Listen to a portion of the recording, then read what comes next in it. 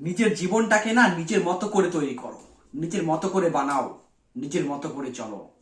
তবে দেখবে তুমি যখন তোমার নিজের মতো অনুযায়ী চলবে, নিজের মত অনুযায়ী সবকিছু কাজ করবে, তখন ভুল এলেও সেই কাজগুলো থেকে তুমি শিক্ষা পাবে। কারণ তুমি যদি নিজের মতো করে না চলো, অন্য কারো কাছে দেখে ও কি করছে সেটা দেখে কপি করো, তবে কিন্তু সেখানে তোমার ফেল হওয়ার 100% চান্স থাকতে পারে। কারণ কারো কপি করে তুমি কিছু করতে পারবা না। কারণ ও করছে বলে ওটাই করে তুমি পারবা। ও যেখানে ফেল পড়ে গেছে, যেখানে ও আটকে গেছে, সেখান থেকে ও পার হয়ে গেছে, কারণ ওর রাস্তাটা জানা আছে। তোমার রাস্তাটা যেটা জানা নাই, তুমি ওর দেখে কপি করছো, ওখানে আটকে গেছিল, সেটাও তোমাকে বললো না, সেখানে তুমি আটকে থেকে যাবো আর পার হতে পারবাই না।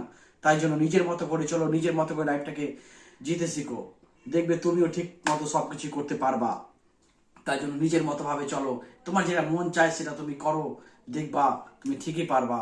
তাই জন্য তুমি নিজের মতো অনুযায়ী চলো।